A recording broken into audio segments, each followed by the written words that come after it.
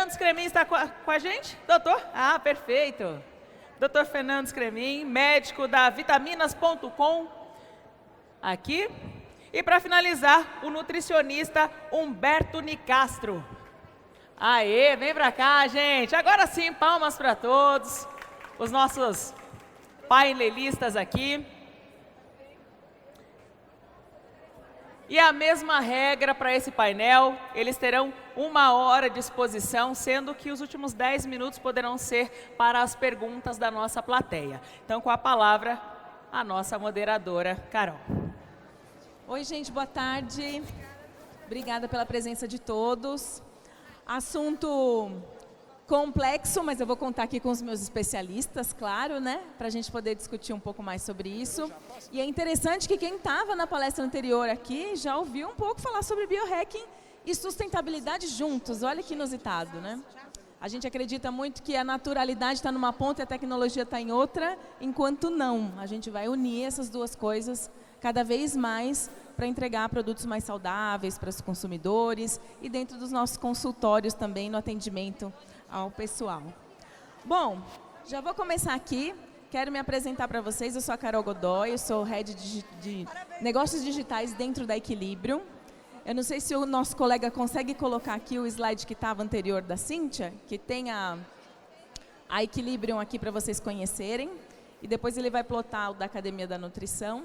Mas a Equilibrium é uma empresa que tem 21 anos de mercado, que presta serviço para as indústrias de alimentos, bebidas, suplementos, dentro desse contexto de saúde e nutrição. A gente ajuda as empresas a inovarem e a comunicarem os seus produtos cada vez mais, né?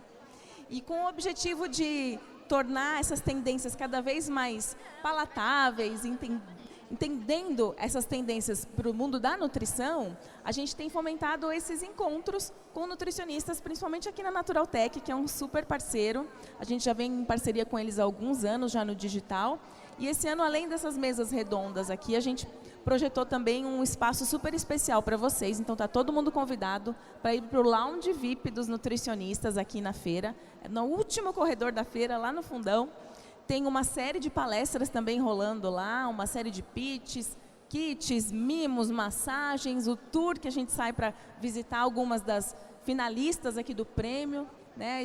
Hoje à noite, às 19 horas, também vão ser anunciados os premiados, né? Os ganhadores do prêmio da Naturaltech. Vocês estão todos convidados lá na Arena Conhecimento. Então, uma série de ações. Essa aqui é a Equilibrium, como eu comentei com vocês. E a gente tem duas iniciativas muito bacanas. Uma delas é o BHB, que ele é focado para o profissional da indústria de alimentos, né? Se você tem uma pequena empresa, se você é consultor de uma indústria, vale muito a pena seguir. Lá a gente é um hub de inovação e conexão de todas as tendências do setor para o negócio.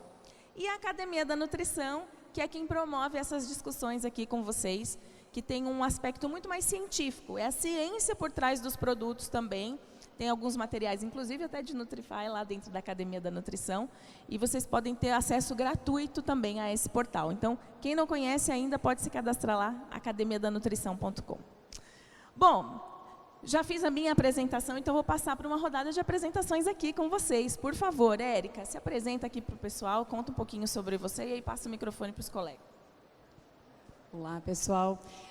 Sou a Érica, nutricionista há muitos anos, com certeza uma das primeiras nutricionistas a atuar na indústria de suplemento nutricional.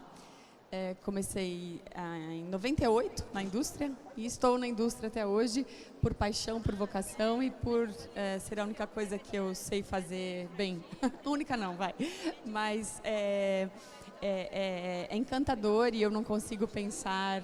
Tudo que eu estudei a minha vida inteira, inclusive com o Humberto também, que eu estudei como nutrição esportiva, como a nutrição aplicada mesmo, na minha cabeça aquilo já vira suplemento na hora. Então, para qualquer ciência que eu vejo, aquilo para mim faz sentido se puder virar um suplemento alimentar.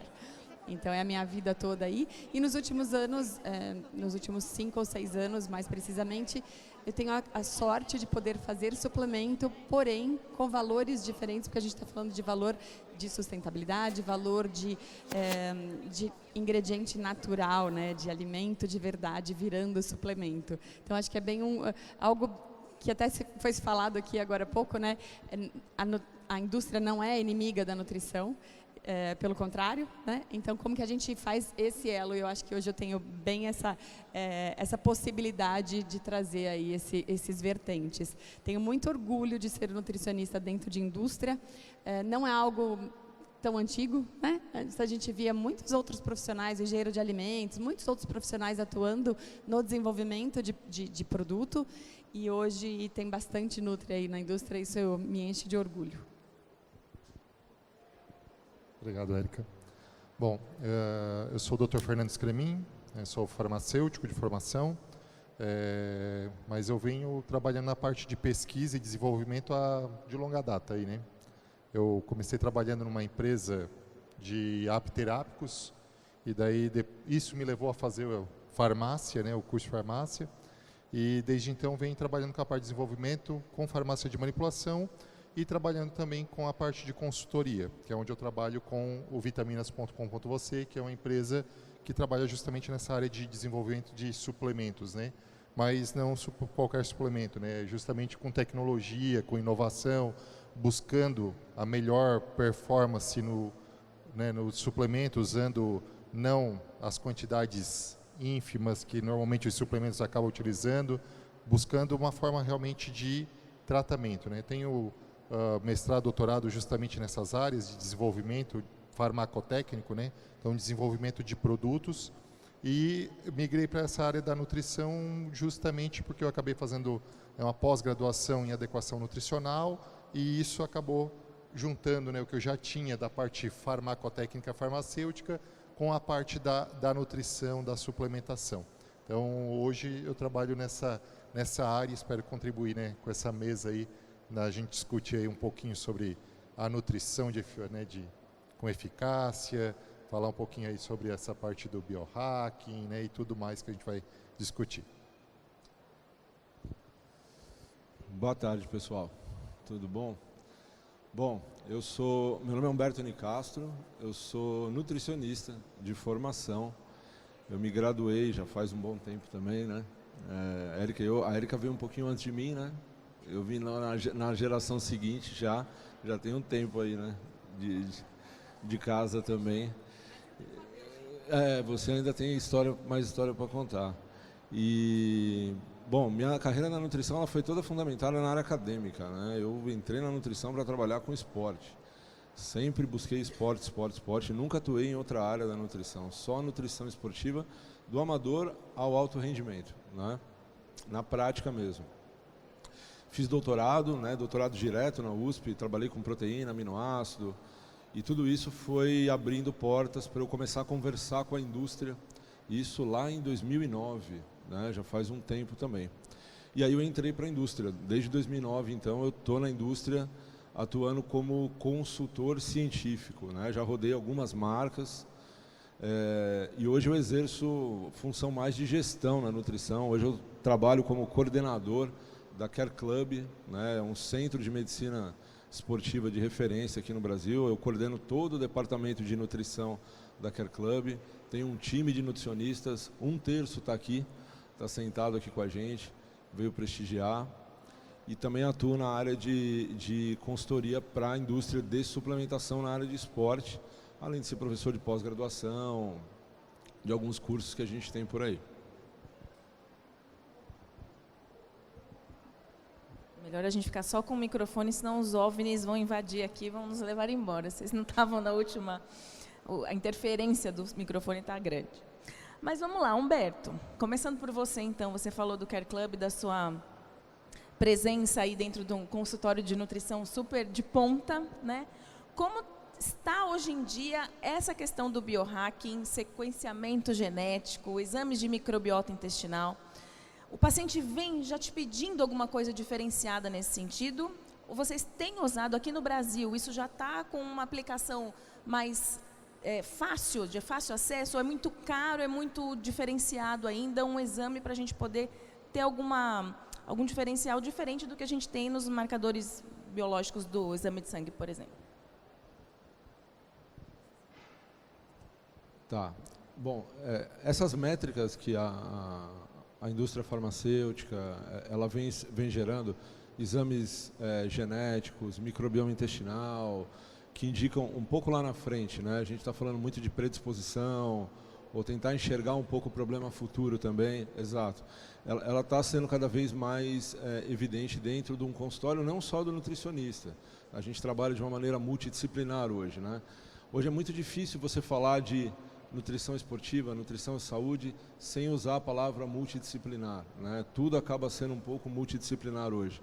A interação entre profissionais hoje, ela se faz necessária, e isso não é nem por uma questão só de conceito técnico, mas as pessoas hoje elas buscam isso. Elas querem concentrar o cuidado de saúde delas em um só lugar, onde ela possa olhar para tudo. Saúde clínica, rendimento, estética, prevenção e tratamento de algumas doenças, tá? E nessa atuação multidisciplinar, essas ferramentas elas são importantes. Elas acabam, como a gente falou, trabalhando não só tratamento, mas como prevenção. É você enxergar um pouco isso na frente. Tudo tem o ônus e tem o bônus, né? O bônus disso, claro, você tem uma nutrição de precisão. Você consegue trabalhar com condutas e raciocínios clínicos mais assertivos. Você está enxergando coisas que nenhuma outra ferramenta vai te mostrar. Um exame de sangue simples não vai te mostrar o que um exame genético mostra. Um exame de sangue simples não vai te mostrar o que um exame de microbioma mostra. Tudo tem limitação, tudo. Mas você está enxergando coisas que aparentemente são muito difíceis de você ver num exame simples. Mesmo que você tenha uma experiência clínica muito grande, de muitos anos, e você consiga, através de sinais e sintomas, de queixas, conseguir mapear algumas coisas, você só vai ter a confirmação daquilo se você tiver uma métrica, uma ferramenta validada. Então esses exames eles são muito úteis também. E eles já começam a criar diversificações, né? Tem exames aplicados ao esporte, tem exames aplicados à clínica, tem exames aplicados para tudo hoje. Mas tem o ônus disso, né? O custo. O custo desses exames ele ainda é caro, perto do que as pessoas esperam, né? Ainda existe uma dificuldade de entendimento das pessoas do, peraí, mas esse investimento que eu vou fazer, o que ele vai me responder e como que eu vou usar isso? Eu prefiro investir isso em outra coisa, talvez não seja mais interessante. Ainda existe uma resistência, a gente ainda trabalha com isso dentro do consultório. Mas também tem o outro lado, existem pessoas que já chegam para a gente com o exame feito. Olha, eu já fiz, eu trouxe para você interpretar. E aí, mas aí fez aonde? Vem do médico ou vem de alguma outra ação? Pode ser de um outro profissional, pode ser de uma ação própria, porque esses exames, diferente de um pedido de exame bioquímico, que você precisa de um carimbo médico para passar num convênio, e isso voltar até você, não precisa disso. A pessoa ela pode ir lá e ela pode adquirir, e isso por conta curiosidade. própria. Por conta própria ela pode fazer. E aí quando isso acontece, aí vem o nosso lado aqui, a nossa dificuldade, que é conseguir interpretar aquilo na sua excelência, né? Porque tem muita informação que é gerada ali, e esses exames eles são atualizados com uma frequência alta, porque eles estão em desenvolvimento. Quando você fala em exame genético, hoje está falando de um painel de mutações e polimorfismos ali, que é atualizado a cada vez que se descobre alguma coisa.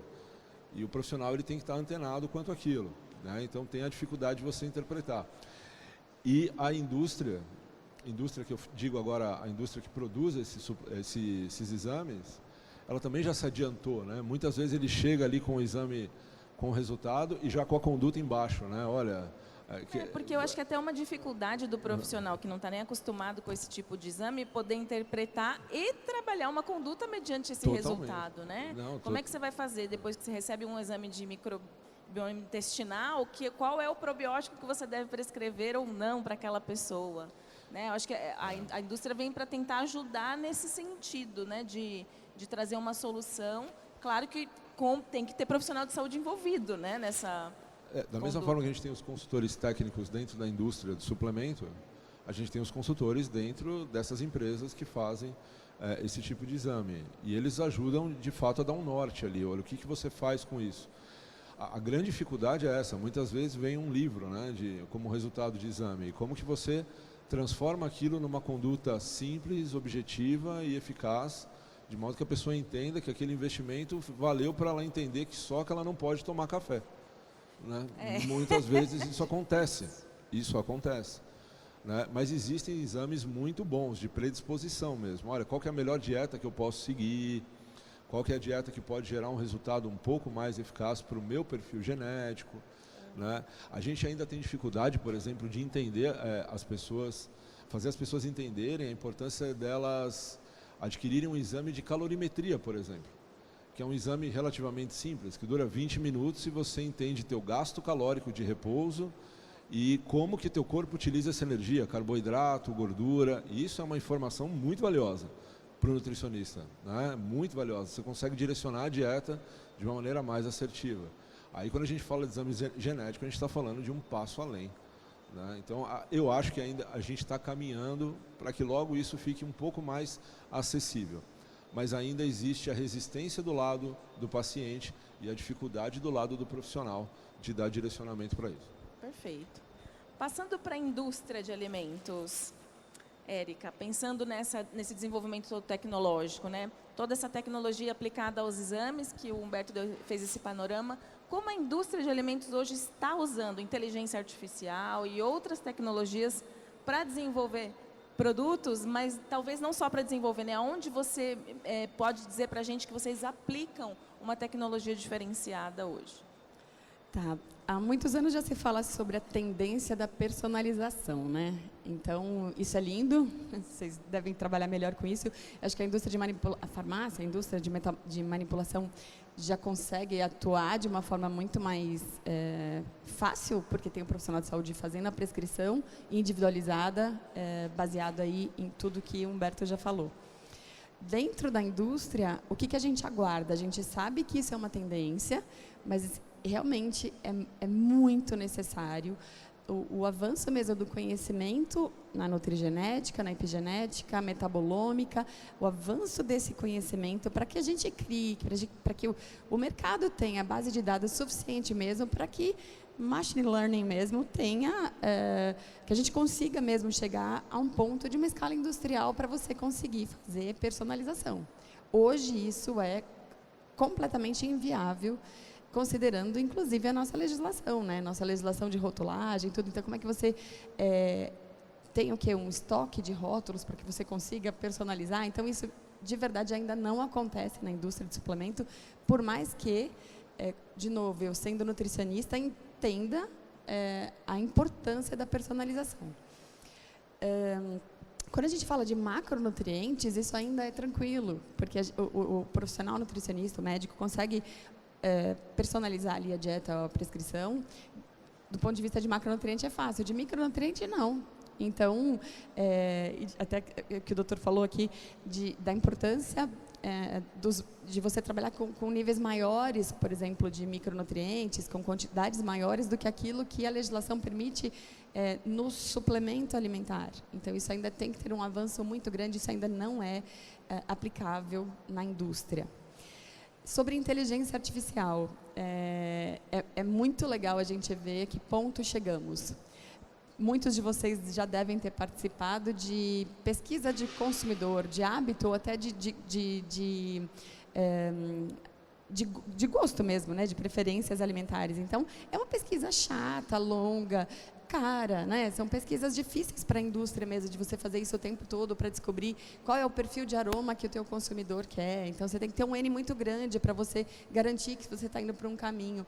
E isso é algo que já está sendo aplicado na indústria. Então, a inteligência artificial, do ponto de vista aromático, já acontece. E é muito interessante a gente perceber o quanto a gente avança fases. A gente até consegue trazer lançamentos que antes demoravam 2 anos para a gente desenvolver um produto para poder garantir que aquele aroma era o perfil mais adequado. Hoje a gente consegue, por exemplo, fazer isso em 6 meses, porque você tem uma base de dados sólida já. É uma base de dados prévia das pesquisas que vocês já fizeram, e aí você pega e usa a mão disso para poder encurtar o caminho, é isso? É isso aí, né? É isso aí. O Big Data, gente. É isso aí. E a gente vê várias outras indústrias que nem são do mercado de suplemento, principalmente, né, porque são indústrias já mais maduras, como a indústria cervejeira. Tem alguns artigos publicados já sobre isso, de como se usou a inteligência artificial para traçar o perfil aromático, como se robôs estivessem ali já treinados com o gosto do consumidor para poder fazer o perfil perfeito. Preferências. Com as preferências do consumidor. Muito legal. Interessantíssimo. Gente, vão pensando nas perguntas, tá? Daqui a pouco a gente abre para vocês perguntarem. Em contrapartida, doutor Fernando, a personalização na indústria magistral é o que move, né? A farmácia de manipulação e todas as prescrições, sempre muito dependente do profissional de saúde. O que você enxerga hoje como próximos passos para essa indústria farmacêutica que tem esse trabalho junto aos prescritores? Quais são os desafios que vêm pela frente aí, mediante novos ingredientes? Enfim. Acho que vai.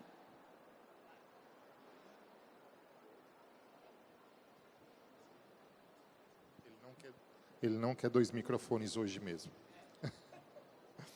Bom, quando a gente fala de personalização de fórmula, é justamente isso, né? Como é que eu posso adequar ao tratamento do paciente? Vendo que a gente hoje tem uma gama de exames que podem dar direcionamento a essa personalização.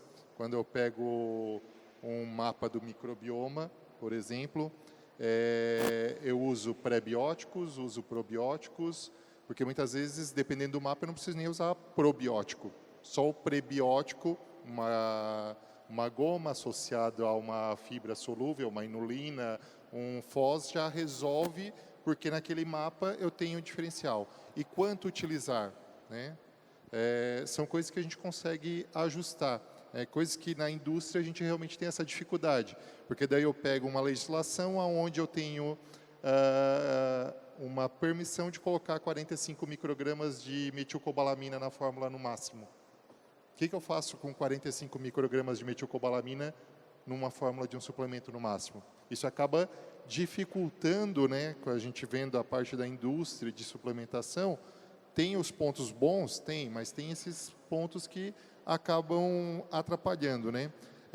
Uma coisa que eu vejo também, né, puxando um pouco do gancho do Humberto, né, que os exames já trazem alguns padrões, né? Eles usam um sistema de inteligência artificial. Só que um profissional da saúde também tem que entender que a inteligência artificial não é uma inteligência confiável 100%. Porque quando a gente pega uma plataforma mais comum hoje, que todo mundo deve estar utilizando, ou se não utilizou ainda, tenham curiosidade de utilizar, um chat GPT, quando tu começa a questionar ele, não sei se vocês já fizeram isso, ele começa, me desculpe, a informação que eu dei estava equivocada, me desculpe, a informação que eu dei estava equivocada. Por quê? Porque eu preciso gerar essa inteligência, eu preciso dar informação, eu preciso nutrir, que é o que vocês fazem, dando a informação para escolher o melhor sabor. É que, na verdade, já criou um banco de dados e hoje o que a gente tem, né, na inteligência tem que tomar um pouco de cuidado, eu ainda tenho esse pé atrás, por quê? Porque tem muita informação que é da base geral da internet, não é uma informação fidedigna. Então, avaliem muito bem isso quando a gente pega. Mas a personalização de fórmulas hoje é uma forma que a gente atende a maioria dos profissionais, né?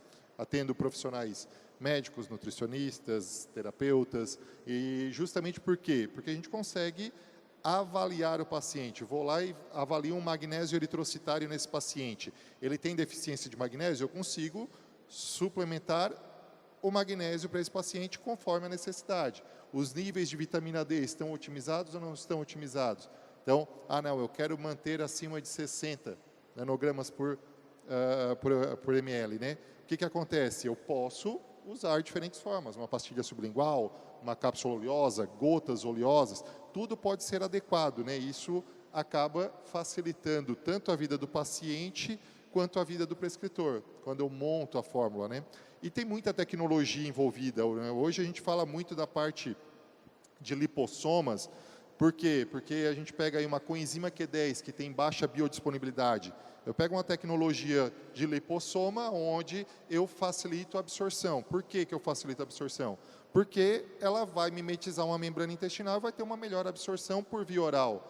Os próprios minerais quelatos, né? Eu pego aí um magnésio com bisglicinato, com 2 glicinas ligadas, eu pego um ferro triglicinato, que tem 3 glicinas ligadas a ele, que melhora a palatabilidade do ferro, porque o ferro é um negócio ruim. Daí eu pego, eles Com a tecnologia, eles ligaram 3 glicinas. Isso melhora a palatabilidade do ferro. Tudo isso são coisas que vieram para ajudar. E isso pode ser usado tanto na indústria farmacêutica de suplementos, né? Porque quando a gente fala indústria farmacêutica, a gente tem que tomar bastante cuidado, né? Porque a gente tem 2 indústrias, que é a indústria de medicamentos e a indústria de suplementos, né? Hoje no mercado. Eu gosto de trabalhar com a indústria de suplementos, a farmacêutica nem tanto. A gente sabe dos problemas que tem relacionados a ela, né? Então, a gente consegue ajustar, adaptar, melhorar. E quando eu pego um suplemento mesmo que a gente desenvolve, né? Eu como consultor, por exemplo, do Vitaminas, quando a gente desenvolve um suplemento, a gente busca o quê? Dose máxima permitida. Por quê? Porque eu preciso não só daquela pitadinha, né? Eu busco os minerais quelatos. Por quê? Porque tem maior absorção. Se eu pego um suplemento com óxido de magnésio comparado com magnésio bisglicinato, isso chega a dar 4, 5 vezes maior biodisponibilidade do magnésio, maior absorção, melhor funcionalidade. E tem outras coisas que a gente deve se atentar e que o mercado já está se atentando a isso, né? Estava numa outra feira, a gente estava falando sobre a qualidade da cápsula. Hoje a gente tem cápsulas já com apelo clean label, né? Que seria uma cápsula limpa, sem dióxido de titânio, por exemplo. Que eu já tenho um apelo também nesse cuidado tecnológico para ter um produto diferenciado no mercado. Então, a tecnologia está tanto para a indústria, para a farmácia de manipulação. A farmácia de manipulação tem muito da personalização, mas a indústria também traz essa parte que a gente consegue trazer ainda diferencial para o mercado. O trabalho do farmacêutico junto com o desenvolvimento também de toda essa indústria de alimentos, né? Então, a nutricionista tem o seu papel, o farmacêutico tem o seu papel. Você falou de várias questões ligadas à natureza da molécula, do ingrediente, que muitas vezes o profissional de saúde, quando está no consultório, ainda não consegue identificar, né? Se não são as marcas que vão falar lá com a gente, contar os processos, como é feito, muitas vezes você vai prescrever para o seu paciente e você não sabe exatamente se aquele ferro é quelado, se não é, qual é o nível de absorção, né? Existem muitas tecnologias hoje, a gente para se inteirar de tudo isso é desafiador, precisa da indústria falando junto e se conectem na Academia da Nutrição também, porque lá a gente tem bastante conteúdo referente a isso. Humberto, o que você acha mais desafiador nesse sentido para o profissional de saúde? Interpretar os exames ou saber prescrever suplementos? Só vou fazer um comentário a respeito dessa questão de inteligência artificial. Boa. Porque a gente viveu muito isso na pandemia, né? Os consultórios, a gente sofreu bastante, né?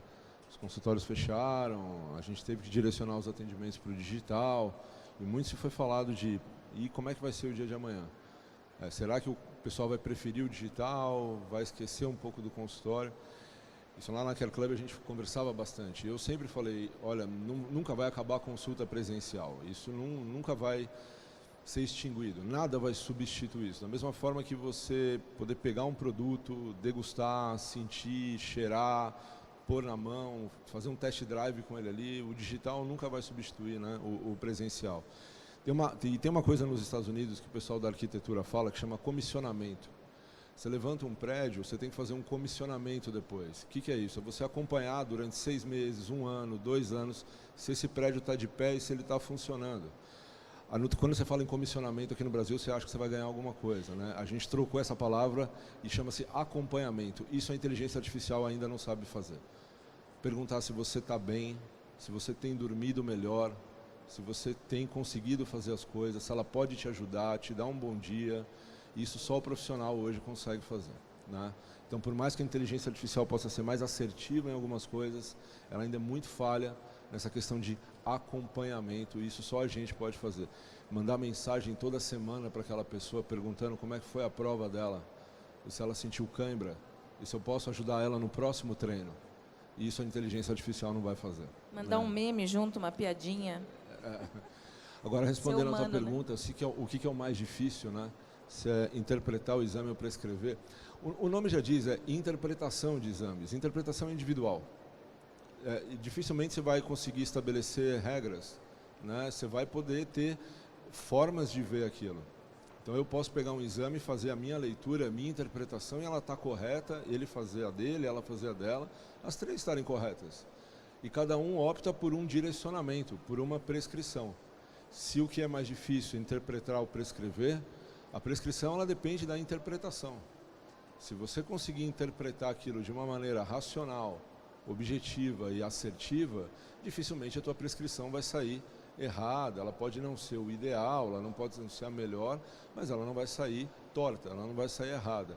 Então, não sei o que é mais difícil, mas eu acredito que primeiramente você tem que se preocupar em saber interpretar.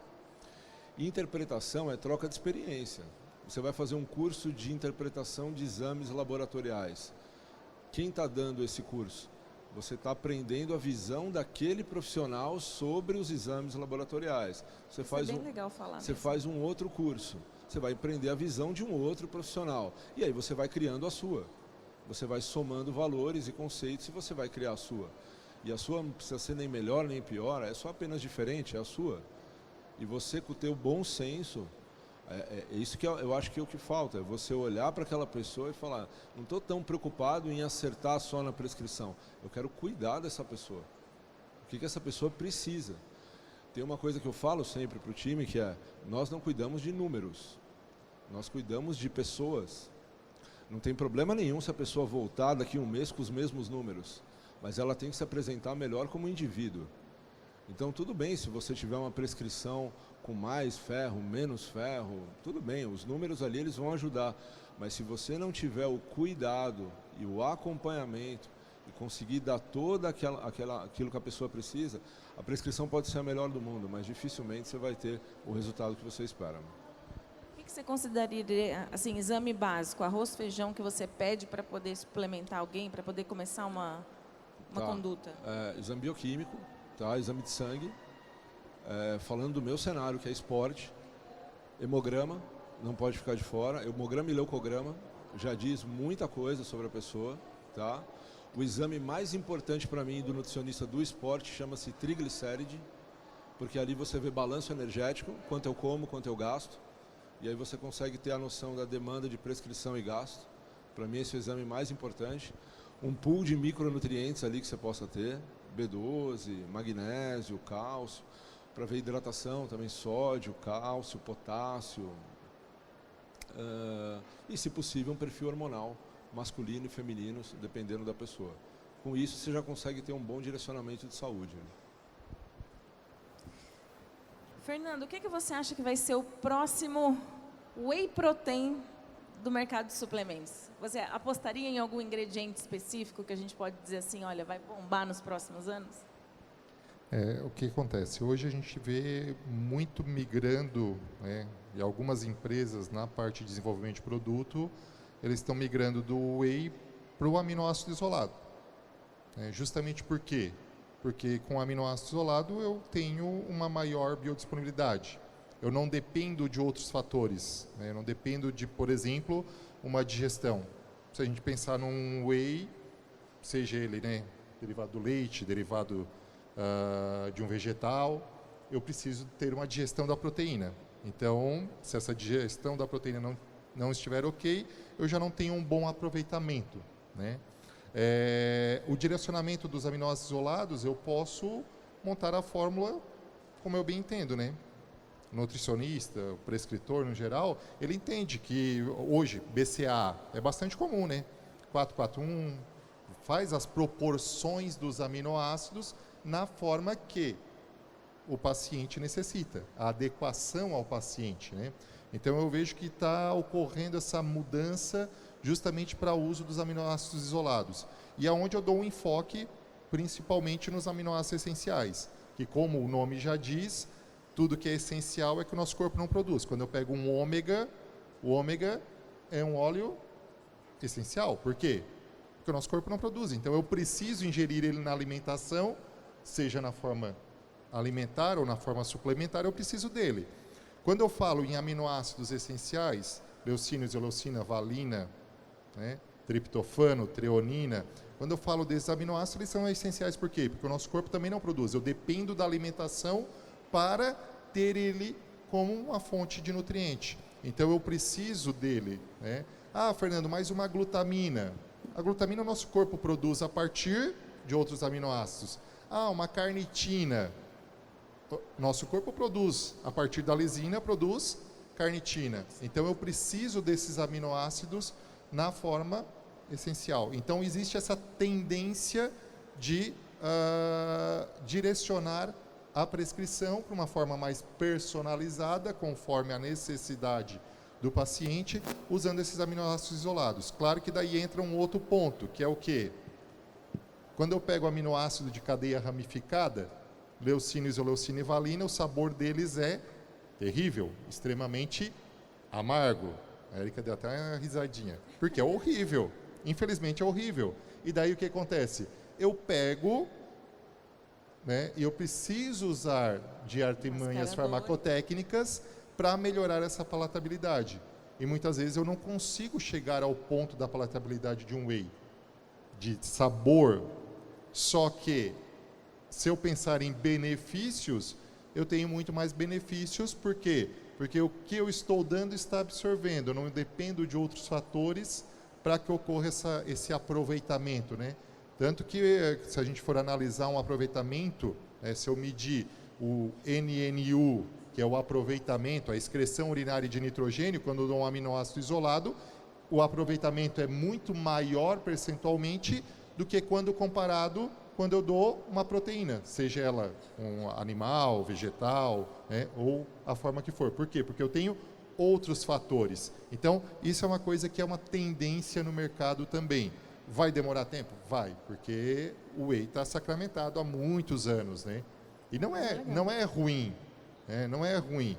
Se eu penso numa parte de funcionalidade, eu como farmacêutico e como tenho a farmacotécnica muito impregnada na minha formação, eu analisar o que está sendo usado de edulcorantes, eu tenho que tomar esse cuidado hoje. Tem estudos já mostrando, por exemplo, que um xilitol em excesso atrapalha a microbiota intestinal. Ah, Fernando, tem estudos em humanos, mas eu sempre digo assim, aonde há fumaça há fogo. Então, se já tem estudos mostrando que um excesso em animais está causando uma disbiose, opa, vamos começar a chamar essa atenção, tomar esse pequeno cuidado. E a mesma coisa, continuar usando edulcorantes, por exemplo, que já estão sacramentados como cancerígenos. Não dá, né? E daí eu chamo a atenção para isso, é que a indústria de suplemento tem uma visão da indústria farmacêutica. Para a indústria farmacêutica, eles continuam, por exemplo, aplicando ciclamato, aspartame, que para nós, na área da nutrição, nessa área de uma nutrição funcional, de uma medicina integrativa, não cabe mais. E eles continuam aplicando isso. A questão da palatabilidade que você falou é que é o grande desafio, né? Você teria alguma sugestão nesse sentido, Érica, de dizer assim que é o próximo whey protein ir por esse caminho dos aminoácidos também? E aí eu vou pôr mais uma pergunta para vocês três. Fitoterápicos, como é que vocês encaram isso? Vocês acreditam que é uma ciência também evolutiva nesse sentido de ir para uma prescrição de suplementos cada vez mais personalizada? Bom, eu dei risada aqui quando você falou dos aminoácidos, porque eu concordo plenamente. É muito difícil deixar... É tragável, né? Quando a gente demora aí 2 anos para conseguir chegar numa aromatização perfeita, 2 anos de desenvolvimento de um produto, gente, é muito tempo trabalhando, porque depois da aromatização, porque não é simplesmente ficou gostoso, é você garantir que aquilo vai ser estável, né? Que o shelf life de 1 ano, 2 anos de um produto, esse aroma vai conseguir suportar esse tempo todo de prateleira. E seria lindo a gente fazer a prescrição realmente personalizada e aí lá na manipulação de uma forma rápida, né? Não de tantos testes, que você manipula rápido. Lógico que tem gente testando aroma ali e tudo, mas que o paciente também consiga trazer aquilo para o dia a dia dele, né? Porque às vezes tomar uma vez, todo mundo já passou por isso. Você toma um dia de um suplemento ruim, você fala, beleza. No 3º dia você fala, não, hoje não dá. Constância é uma das principais dificuldades, né? Para quem toma suplemento, para você manter a constância. É isso aí. Então a gente sofre mesmo para desenvolver. A gente torce muito para que a indústria, até farmacêutica mesmo, consiga ter opções para a gente aplicar isso na nutrição.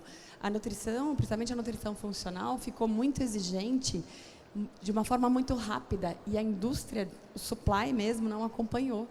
Então, você falou do dióxido de titânio. Gente, o que eu tento há 4 anos, pelo menos, tirar o dióxido de titânio, que é o que deixa branco, pasta de dente, tudo que fica branco. Tento tirar de um produto nosso que tem uma cápsula branca, que tem o dióxido de titânio, não tem opção. Não tem opção, não existe um corante branco no mercado, porque tem pouquíssimos fornecedores de cápsula no mundo. Então, não tem. E aí, obviamente, eu sempre busco as cápsulas que não são de origem animal, as cápsulas que não são, essa é sempre a minha primeira opção. E esses dias eu recebi um contato de uma nutricionista reclamando muito, onde já se viu, a Nutrify está usando goma carragena nos produtos, onde... Aí eu falei, gente, eu não uso carragena em lugar nenhum, do que ela está falando aí? Eu fui ver, tem uma cápsula HPMC, que tem um glaciante carragena, que é só para a cápsula não grudar uma na outra. Então, a quantidade deve ser tão absurdamente baixa que a gente... E claro que está escrito lá na lista de ingredientes que é um ingrediente da cápsula, né? E a nutricionista reclamando que a Nutrify estava usando a goma carragena. Que, imagina, é muito pequeno. Você falou do substituto de whey protein a partir dos aminoácidos essenciais. Um outro substituto hoje que tem se usado muito é o colágeno, né? Que há tão pouco tempo atrás a nutrição ainda falava, mas não, e a absorção, né? Como é que é a absorção do colágeno, por não ser assim, de alto valor biológico. Eu amo a opção do colágeno como fonte de proteína, justamente por não ter o sabor lácteo de whey protein. Tem gente que não gosta de whey protein, não gosta do sabor lácteo, não gosta da digestibilidade. Então, o colágeno veio muito para ajudar. E a indústria de colágeno avançando muito do ponto de vista de fórmulas dos peptídeos, mas da hidrólise e de estudos. Então, isso dá para a gente, enquanto indústria e também enquanto nutricionista, uma certeza de absorção, uma certeza, né? E eu acho que o colágeno vai... Eu sonho com o momento em que os idosos percebam, por exemplo, que eu consigo tomar uma dose disso por dia. Ou, por exemplo, colocar um colágeno sem sabor no café com leite. Não vai mudar nada. O idoso já toma café com leite. E a gente discute muito sobre a baixa ingestão de proteína dos idosos, né? Então, nós temos do papel de levantar mesmo essa bandeira, tá? Você tem que comer mais proteína, você não consegue mastigar a carne, a sua digestão de carne é ruim, ou até de comer um volume muito grande de alimentos à base de plantas para que ele tenha um aporte proteico maior. Então, por que não uma suplementação? E um avanço muito grande também de whey protein são as proteínas vegetais, né? Então, o começo das proteínas vegetais no Brasil vieram à base principalmente de proteína do arroz, que ela é super arenosa, as pessoas não gostam, né, de uma forma geral, assim, a menos que tenham muitos valores envolvidos, que aí a gente está falando mais do veganismo mesmo, então aquilo é um valor e tudo bem. Agora, você falar para uma pessoa, para de tomar whey protein, para tomar proteína vegetal, sempre foi difícil. E agora as proteínas de ervilha mesmo, proteína de fava, proteína de girassol, vindo com uma palatabilidade muito melhor. Então, eu aposto nisso como substituto mesmo de whey para os próximos tempos aí. Fitoterápicos, opinião de vocês? Qual que era a pergunta, desculpa? Mas qual que é a pergunta sobre fito? Como vocês enxergam essa evolução dos fitoterápicos? Porque assim, a gente existe uma ciência, mas às vezes ela ainda não é validada, ela não é possível colocar também dentro de suplementos de uma forma regulatória. Vocês usam isso na prática clínica ou vocês entendem que isso vai ser em breve, sim, mais utilizado? Já é bastante usado, larga escala. Já é bastante utilizado pela manipulação, né, pela indústria farmacêutica de manipulados. Mas ainda a gente está muito superficial ainda quanto a isso, até pelas interações da fitoterapia, que são muitas, né? A gente ainda não entende com bastante precisão como os fitoterápicos interagem, questão de dose e resposta, ainda tem uma série de variáveis ali que limitam um pouco o nosso entendimento. Eu acho que sim, o futuro do negócio é esse, é a gente começar a individualizar, entender um pouquinho dos ativos, da individualidade de cada um deles, das suas diversas interações, não só entre eles, mas com fármacos, com suplementos, com a dieta também, com o perfil metabólico daquele indivíduo. E por que não, né? Se a gente tem hoje exames dentro da nutrigenômica, da nutrigenética, que direcionam prescrição individualizada de aminoácidos, de cafeína, por que não, de fitoterápicos também? Acredito que sim. Acho que se é para evoluir, esse é o caminho. Bom, falar de fitoterápico para mim é nadar de braçada, né? Porque no meu mestrado, doutorado, eu trabalhei com fitoterápico, né? Então, desenvolvendo o produto e fazendo análise. Acho que uma pegada, né, que eu fico preocupado quando falo em fitoterapia é a questão da padronização, né? Por quê? Porque quando eu faço um estudo, né, e são poucos estudos clínicos realmente que tem, porque ninguém vai investir em fitoterapia sendo que uma molécula química que pode ser patenteada pela indústria farmacêutica e vai ficar 10 anos vendendo aquilo, ele não vai investir em estudar um fitoterápico. Então, por isso que tem poucos estudos, né? Mas a padronização é um problema. É um problema por quê? Porque eu pego...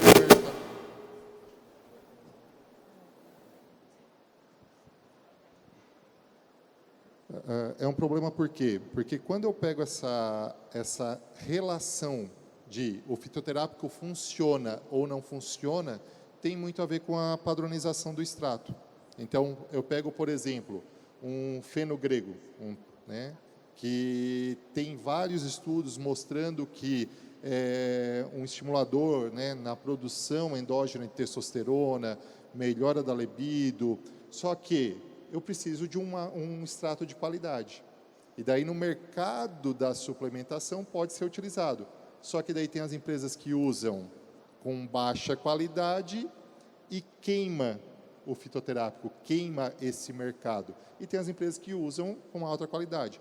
Cúrcuma, por exemplo, né? Nos testes genéticos de câncer, a cúrcuma é um dos que é testado. E a gente sempre fala, cúrcuma é bom para tudo. Não, tem paciente no teste genético que a cúrcuma não é bom, que não pode ser utilizado no paciente com câncer, especificamente. Pô, Fernando, mas eu já estudei que a cúrcuma age nas 3 fases do câncer. Então, seria interessante, só que tem essa variação. Mas, puxando a cúrcuma, eu compro no mercado cúrcuma 0,4% de curcuminoides, que custa R$30, R$40 o quilo, ou eu posso comprar com 95% de curcuminoides, que vai custar lá os seus R$700, R$800 o quilo. Então, o que me preocupa nesse mercado do fitoterápico é que ainda existe essa peça, né, que vai levar ou a uma glória, né, de usar o fitoterápico, ou não, ele vai cair, ele não tem efeito nenhum. Que é a diferença de, como nutricionista, como médico, como prescritor, fazer o uso de um chá. O pessoal fala, mas chá não funciona. Espera aí, se for bem feito, com a planta ideal. Hoje eu escutei ainda, coloca 2 sachêzinhos de chá, porque com um só fica fraco. O problema está no sachê ou está lá na planta, no cultivo? Tem tudo isso, né? O cultivo da planta, o tempo certo da colheita, a secagem, a extração, o método extrativo, a concentração. Então, eu tenho muitos nuances aí que acabam prejudicando e trazendo a fitoterapia, muitas vezes, como algo que não funciona. Mas se eu tiver um bom extrato, um bom cuidado na prescrição, eu posso usar a fitoterapia para muitas coisas, né? E a gente tem, na área da nutrição, pega um Crocus sativus, por exemplo, que é um açafrão verdadeiro, que usa só o estigma da flor. Estigma é aquela pontinha onde o pólen está grudado. Só usa aquilo ali para produzir o extrato e nada mais. Daí, se eu botar a flor inteira, vai ser um bom extrato? Não vai. E esse estigma da folha, no Crocus sativus, por exemplo, tem estudos que mostram que diminui o ato de petiscar. Aquela coisa do paciente que gosta de ficar beliscando a comida. O uso do Crocus sativus diminui isso. Só que eu tenho que usar um extrato de qualidade. Então, a fitoterapia vem nisso, né? No meu mestrado, por exemplo, no doutorado, eu fazia análise por cromatografia líquida de alta eficiência para determinar a padronização dos flavonoides totais em quercetina, para garantir que o extrato que eu estava usando de Physalis era o melhor extrato. Se aquele processo de produção do extrato foi o melhor. Então, eu produzi diferentes extratos para ver qual era o melhor para utilizar. Então, na fitoterapia é isso que pega. Eu tenho que confiar muito no meu fornecedor. Tanto quem compra da indústria ou da farmácia de manipulação, eu tenho que ter confiança na qualidade desse extrato. vai abrir para perguntas, pessoal. Quem tem perguntas? Oi, gente, boa tarde. Vocês estão falando da fitoterapia. Você acha que hoje os nutricionistas eles praticam mais com a população idosa? Já houve algum estudo com relação a isso? Em qual população que é mais prescrito? Aberto?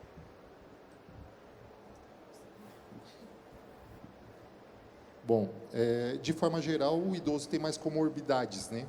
Então, acaba tendo que ter uma gama maior de produtos para utilizar. Tanto que tu precisa de uma nutrição maior, tu precisa usar de estratégias, uma vitamina D oleosa ou em pó, qual é a estratégia melhor, a gota oral, a cápsula oleosa ou a pastilha sublingual. Então, tudo isso tem essa característica. Só que, assim, a gente tem diferentes públicos, né, que podem ser utilizados. Porque quando eu pego, por exemplo, uma rhodiola rósea, eu tenho estudos para uso em pediatria, para tratar, por exemplo, TDAH. Então, isso não dá de dizer, né, é mais o público idoso, mas eu posso atender com a fitoterapia diferentes públicos. Eu tenho como atender diferentes públicos com a fitoterapia. Claro que acaba usando mais no idoso? Sim, é um corpo mais inflamado, é um corpo mais oxidado.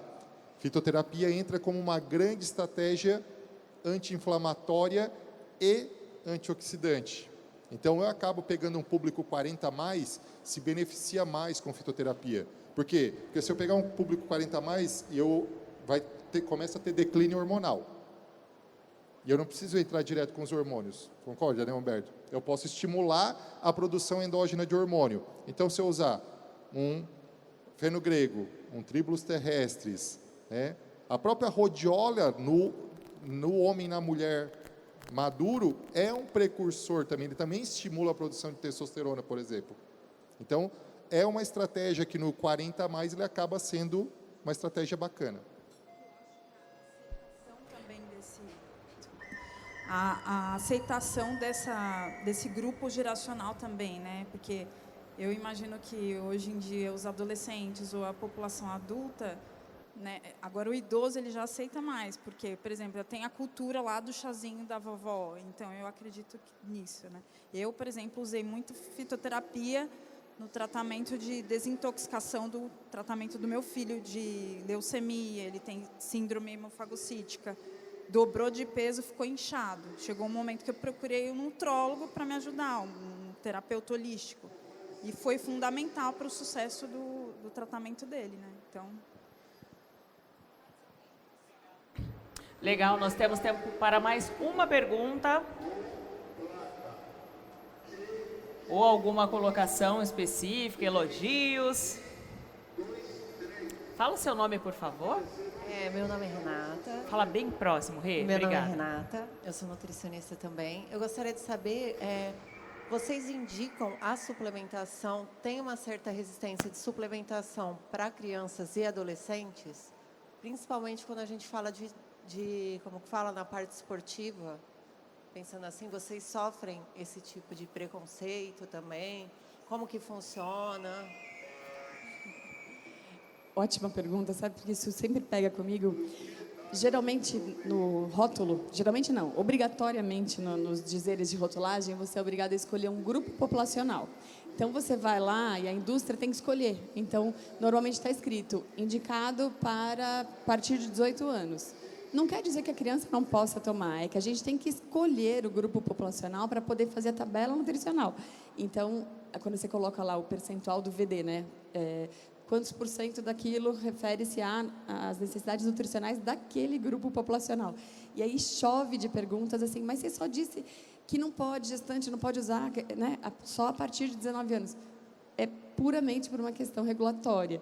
Então, e eu costumo dizer que, principalmente para atletas, muito melhor você começar a utilizar uma creatina, por exemplo, com um adolescente de 14 anos, do que ele chegar nos 15, 16 e falar, putz, eu preciso ganhar massa muscular, eu vou ter que tomar um esteroide anabólico, porque até agora eu não posso tomar suplemento, né? Então, tem muita indicação.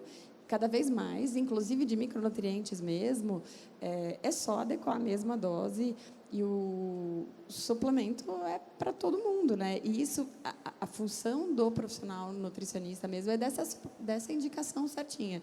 Não tem nada, não tem contraindicação mesmo, nenhuma, né? Tanto que, assim, a gente trata, né, eu acompanho muito médico e nutricionista funcional da integrativa. E a gente trata criança com autismo. Com o quê? Com vitamina. Uma das vitaminas que mais tem, tipo, que não é deficiência no exame, é deficiência na criança, é B12 e B9. E, assim, eu trato uma criança de 2 anos, os profissionais que eu acompanho, trato uma criança de 2 anos com dose de adulto de metilcobalamina. É 1, 2 miligramas. E a criança melhora do espectro. Melhora toda a sintomatologia. E é nutricional. E é uma coisa que não tem tratamento. Só que a gente tem essas restrições, né? Os medos de, vou acompanhar uma paciente pediátrico, vou acompanhar uma lactante, vou acompanhar uma gestante. Tem esses receios em relação à suplementação. Né? Concordo com a Érica. E, principalmente, acho que é o trabalho de educação dos pais, porque quando a gente fala de atender criança, atleta ou não atleta, a gente está atendendo o pai, está atendendo a mãe, e, com toda razão, os pais ficam preocupados de meu filho vai tomar suplemento, esse questionamento é comum. Aí é o nosso trabalho de educar e fazer ele entender que, às vezes, é melhor tomar suplemento do que comer clube social, né? É melhor você tirar o industrializado e passar por um suplemento. O balanço ali é melhor, mas na prática é mais ou menos por aí. Tomar paracetamol e dipirona todo dia não tem problema, né?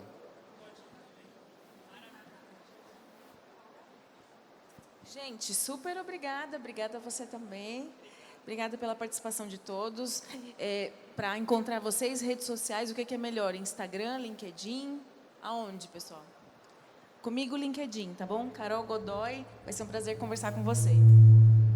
Me encontrar, encontre em todos. A garantir que vai ter muito conteúdo também não vai. Eu sou bem corporate também, igual a colega aqui. Posto pouco, porque eu já me preocupo muito com todos os conteúdos da Nutrify, já me cansa bastante. O meu no Instagram, Fernando Mateus Scremin, tá? Vocês encontram, tem um pouco de conteúdo que eu estou começando agora também por uma necessidade de dar orientação, né? Então, vocês vão encontrar bastante coisa da parte de suplementação mesmo. Orientações sobre vitamina K2, vitamina D em bolos ou não. Toda essa orientação da parte de prescrição nutricional vocês encontram lá. Fernando Mateus Scremin. Bom, queria convidar vocês para seguir o Instagram da Care Club. Eu acho que ali é o melhor lugar que vocês podem ver um pouquinho não só do meu trabalho, mas da minha equipe, dos meus colegas que trabalham comigo ali no front todo dia. Então é @care de cuidado, .club, com bemudo no final. E o meu pessoal é Nicastro, é o meu sobrenome, é Nicastro H. Ali é mais conteúdo técnico voltado para a nutrição. Gente, obrigada, viu? Aguardamos todos vocês lá no Lounge VIP dos nutricionistas e no prêmio às 19 horas. Tá bom? Obrigada.